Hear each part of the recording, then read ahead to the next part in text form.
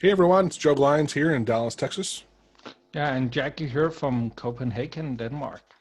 And I still don't know why feel like I have to say where I am because it really is irrelevant. But Yeah, but it works well yeah, as an introduction. yeah. And congratulations, Jackie. It's our 53rd podcast, which means if you do one a week, we've actually done this for over a year now. This will be our Yeah. 1 year mark. Honestly, we talked about doing podcasts. I'd say a good year and a half before we actually did them, maybe longer.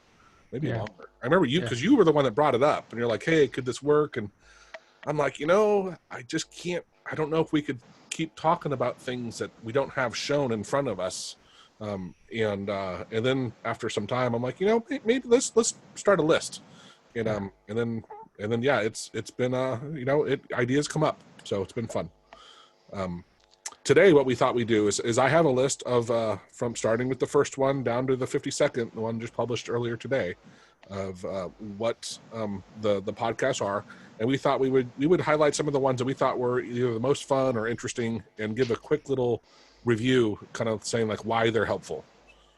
Why don't we go ahead, Jackie? Why don't you, if you want, or if you want me to start, either way, let's just start with automating out of a job. You want to pick that or me? Yeah, but I do remember the concept of why we started talking about it, because hey, if you're actually able to do that, that's in a way one goal. Just the general idea of, because if you find yourself automating more and more of your job, it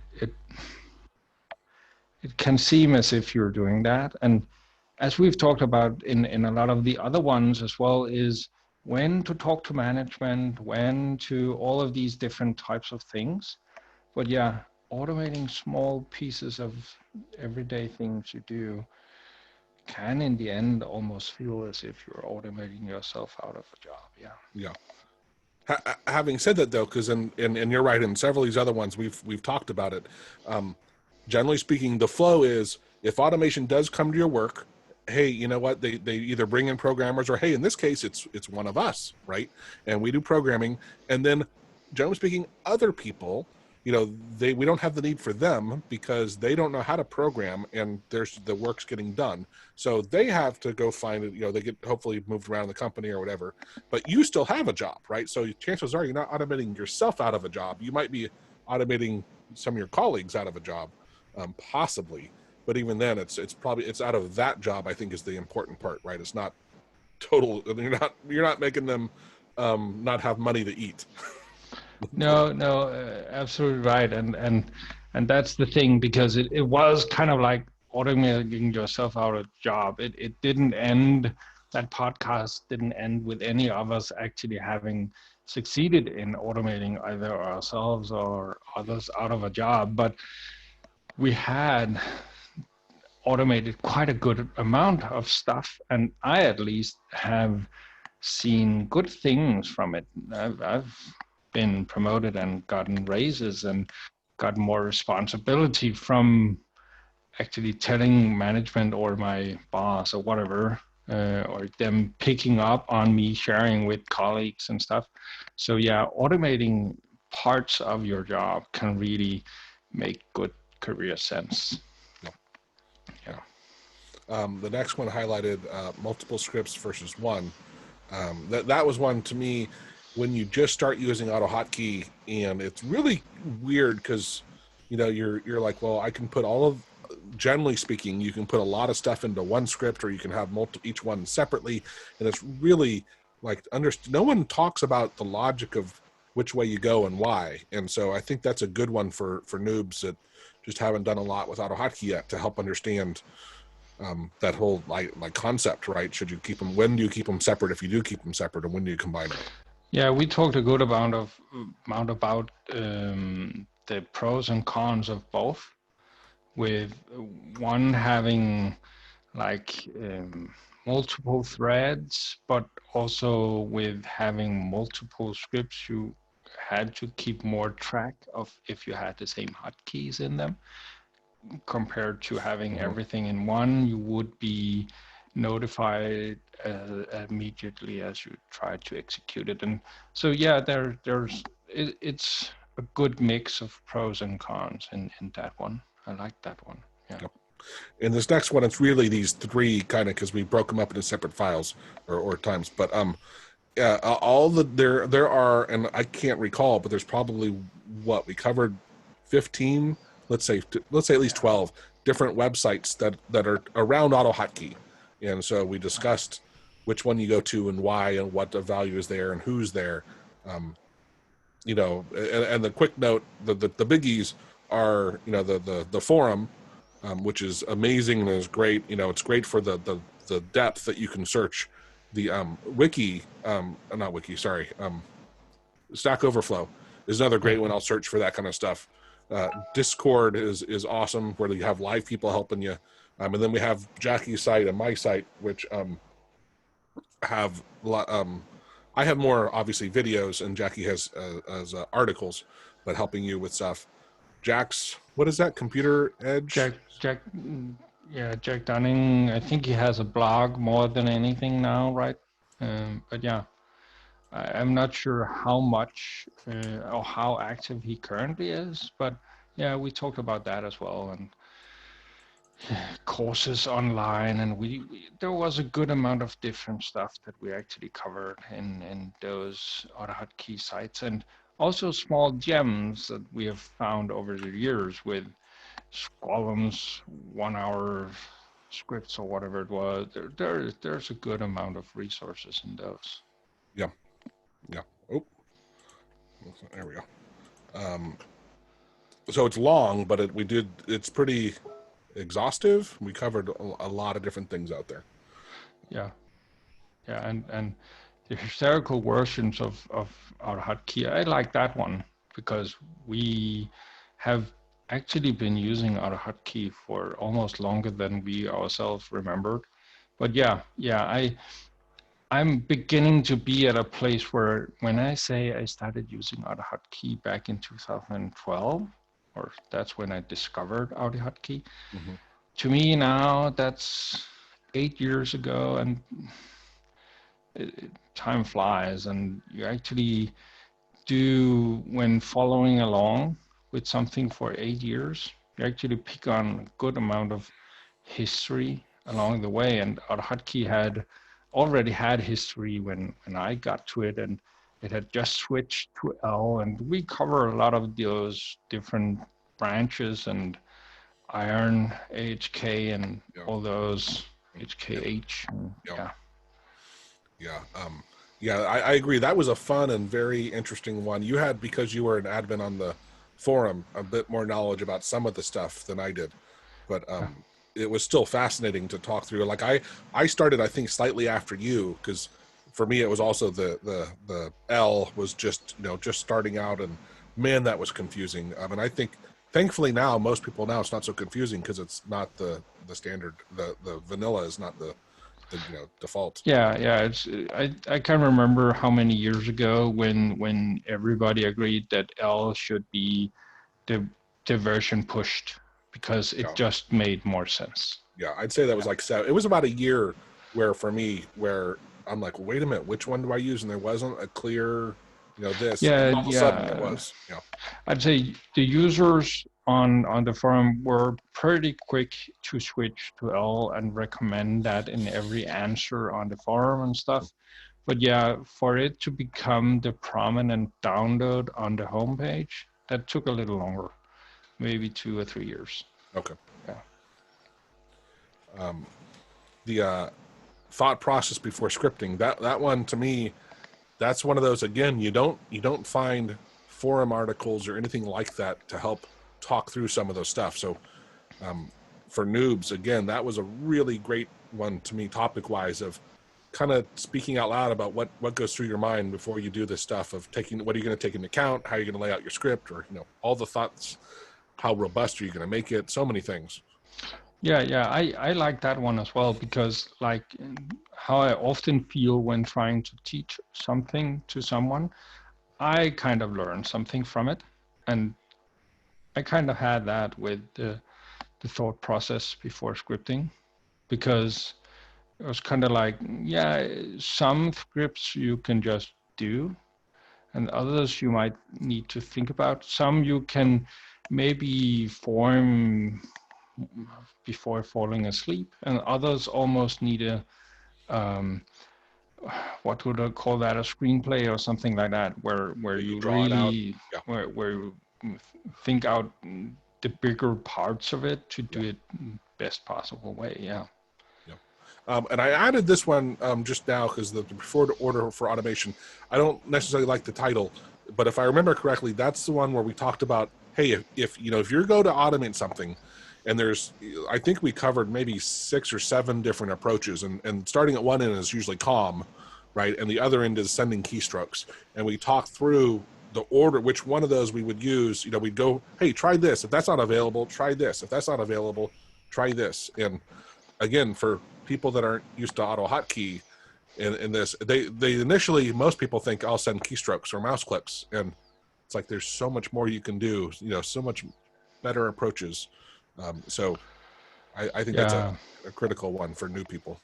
I did like it because it had these aspects of, the more you learn about AutoHotkey, the more advanced stuff you kind of lean towards, because you get more reliability without a much longer development time, which to me is kind of important. So I need to write 2 lines here. It's more advanced lines, but there's not really more typing in it, just because I know I will get a more reliable result. That's great of knowledge to have, and that's part of learning scripting per se and automation. But it also works the other way around.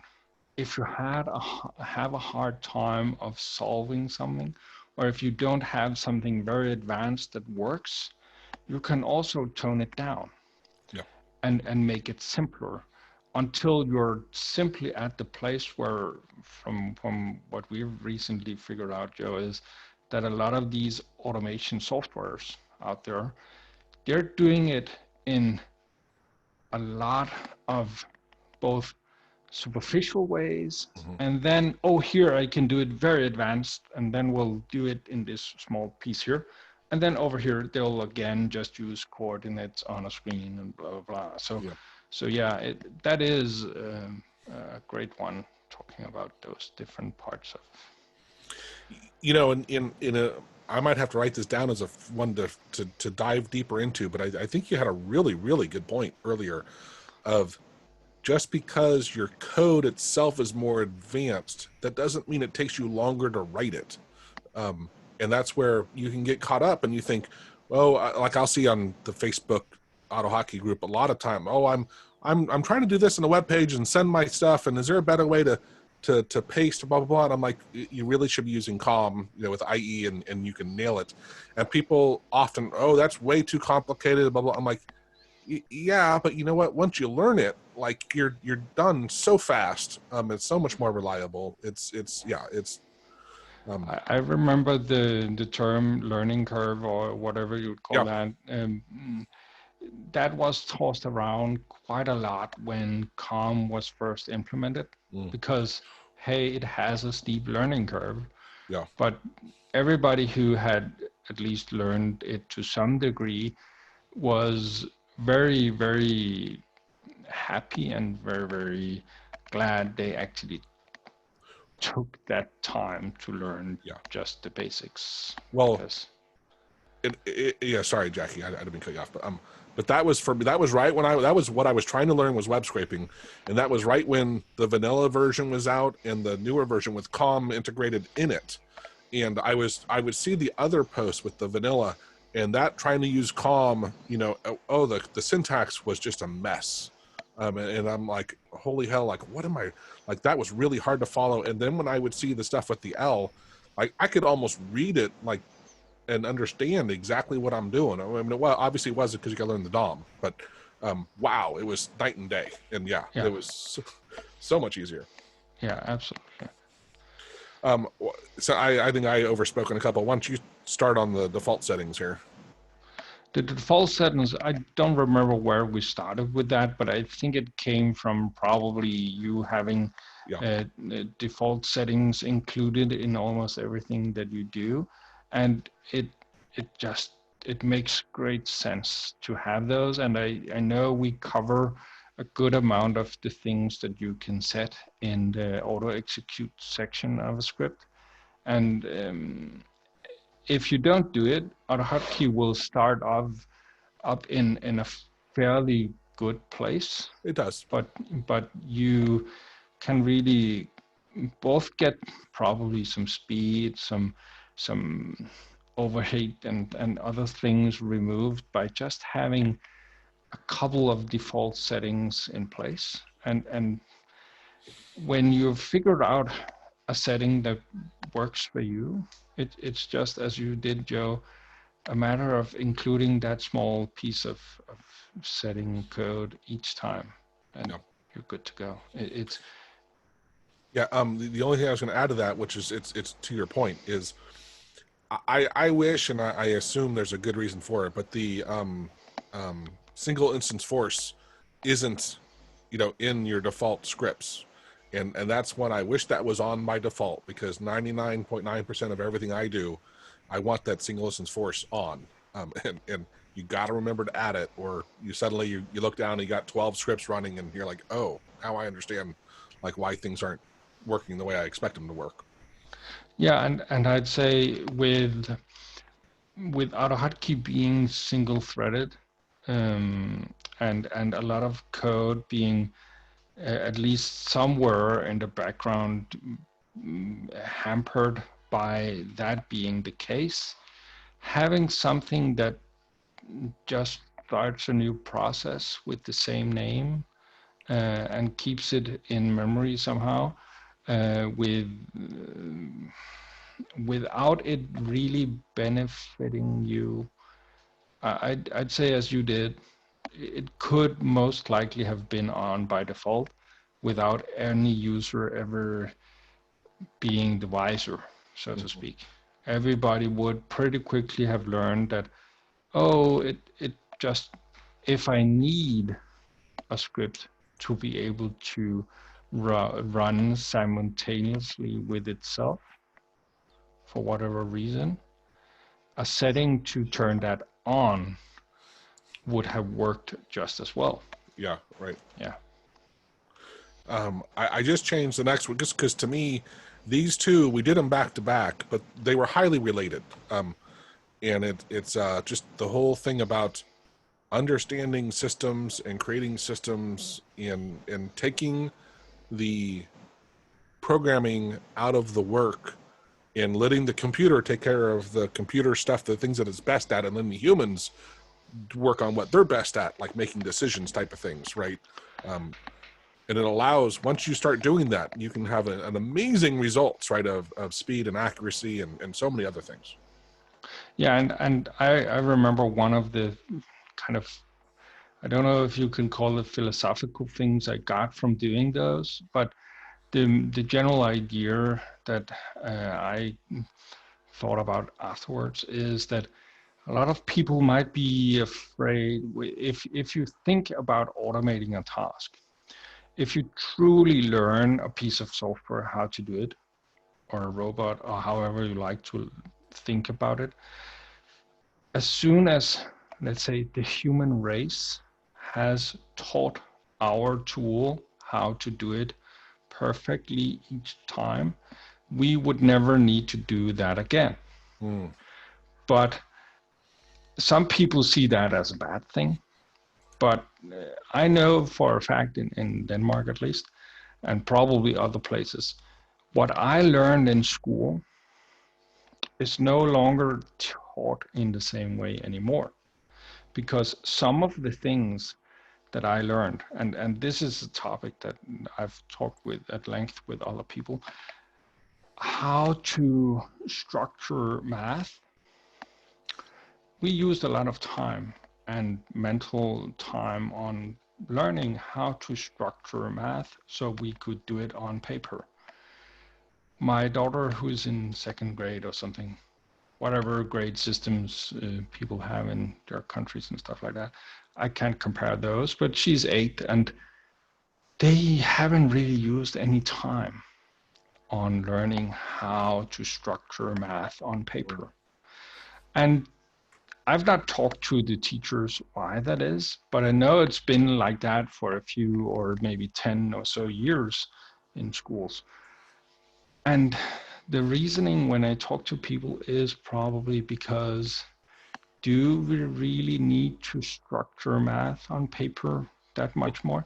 You need to be able to do some math in your head and to work in everyday situations. And am I getting the right change and whatever and whatnot, to not be taken by surprise by someone being better than you. But more complex problems, we have systems, we have tools that are able to do that almost instantly. I can actually ask Siri on my phone a math problem. I can ask her what's something times something else, and she will promptly answer.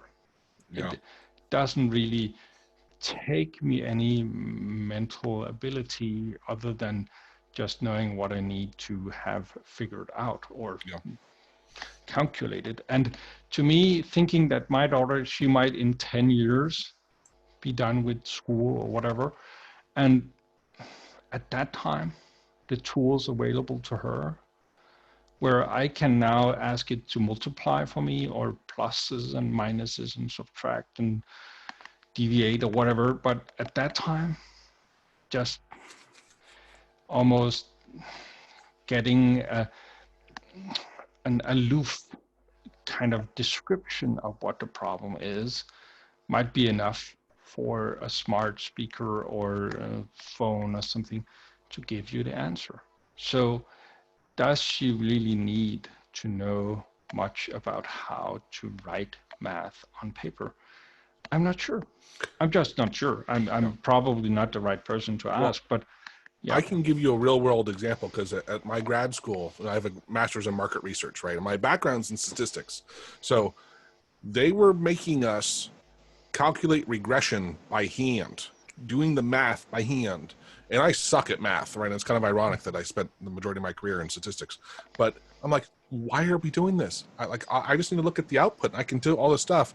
And I, got in I'll say discussion, for lack of a better, nicer term, with my math professor, or not, it wasn't my math professor, it was my business, my market research professor, of like, this is asinine. Like it's there's no reason for me to be I don't need to be tested. It was on a test, right? Doing this stuff. And I'm like, it's just ridiculous, right? I understand, how to evaluate, how to look for all these other things. What should I look for? Outliers, all these things. I understand what they are. I don't have to know the math behind it. Yeah, it was just, no, I'm a big believer of like, some things, maybe it is critical. Like you said, I grew up, I worked at a convenience store, and then the power goes out and we'd have to use a calculator, but I did it all in my head, even adding the taxes and stuff. I got really good at being able to throw together all the stuff, right? And it was a use it and lose it, because of course I can't do that now. But some things you should, if it's key to your, your future, what you're doing, then you should focus on it. But if it's not, then you're just wasting everyone's time. And some of it, I know that in Denmark, I think it's business school or something like that, where they actually have a bit of an issue with a part of the new people starting are not at the needed level of math knowledge to really do it. So they might need to take some extra classes and stuff like that. And that's, of course, an issue, because the idea of a schooling or education system is, of course, to hit the milestone needed for the next level, So you should always kind of have the system built in a way that makes you ready to take the next step. So whatever kind of ways, and that has to happen. But a lot of it is probably from not building enough of the groundworks into the education system, because hey, why use time on structuring math if you're not really going to be using math structuring at some point? But again, when do you really want to differentiate educational paths? How young should the people be when you start kind of separating? Do you want to have a career in something that has to do with math or not? Right? Is that at the age of 8 or 10 or 14 or whatever? I don't know. But yeah, the basis should be there to have something going. So I just added one more here for the using functions. Anyone watching this that isn't currently using functions, honestly, that's probably one of your top priorities. I would emphasize just learn how to use functions in AutoHotkey. Granted, this was a podcast, so I don't recall, Jackie. I don't think we actually did stuff in a video, but we have a webinar, and we have two, if I remember right, on using functions. But they are so critical, and they're such a game level up. I don't think there's any comparison to anything else of pre and post using functions and understanding how functions. No, and the thing that is within this term of using functions is that you need to learn something about scope. Yeah. So variables have a scope.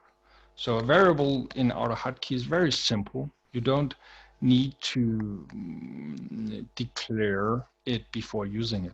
So you simply just give it a name and then you add a value to it. It's easy peasy. It's one line, two symbols, you're good to go. But when you start using functions over the old or the more simple just script flow with some go-to labels and stuff, when you go from that step into functions, you now actually have a part of the script that is in its own variable scope, so to speak.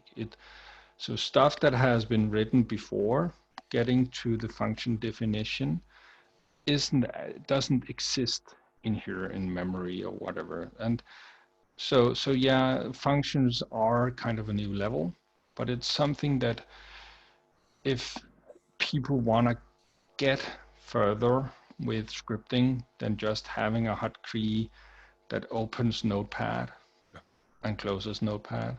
If they want to get beyond something like that, they need to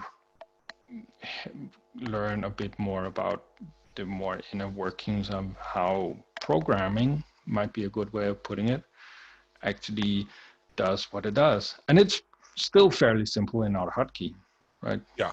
But yeah. You can level it up, right? But the intro level is very low, very easy to broach. Yeah. The one thing I'll say, and Jackie, you brought up scope a couple times, and at the very beginning, when you first start using functions, you are going to hate scope. It is going to mess you up several times, and you're going to be cursing and swearing. But after you get used to it, you realize it's actually a blessing, not a curse. It's actually, it's a good thing that scope is there. It just means you have to plan a little, but the fact that you can have the same variable in different functions and they keep track of it entirely separately for you, it's a wonderful thing. Yeah, and that makes using functions or a step on the learning curve, right? Or learning ladder or whatever. That was my biggest thing. Yeah, because, hey, when you get there, there is something you need to learn, being it scope or being it how to structure functions or just planning a bit ahead, but it's kind of needed to be able to do a bit more advanced coding because in essence, it is a written plan. A script is just a step-by-step guide for the computer to follow. So, and the other one, when you're getting into functions, once you understand them, you're like, oh, this is going to save me so much work. And it does, but you'll start developing a script and you'll write something. And then like an hour later, you end up writing a third thing and you realized I should have made this a function and had a parameter and go back. And that's, you know what? That's okay. Every person I talk to, no matter how good they are, they do the same damn thing. They realize after they build it, like, crap, this should have been a function. and they convert it over, right? And the code reusage is so much easier, and they're beautiful things. Yeah, absolutely. All right, well, we're right on the 30-minute mark, so that was nice and quick. But yeah, our short talk. But I think those were our at a high level. Those were some of the really fun, interesting. I think all of them. I mean, I've had a lot of fun with this last year doing. Yeah. We could probably have talked great about many more of those. Yeah, but on for another. At the end of next year, we'll have over 100 of these, and that's a big mile marker. Yeah, absolutely. Everyone will be famous. It'll be our names up in AutoHotkey heaven, I guess. All right, man. It was good talking to you. Yeah, it was. See you later. Bye, Joe.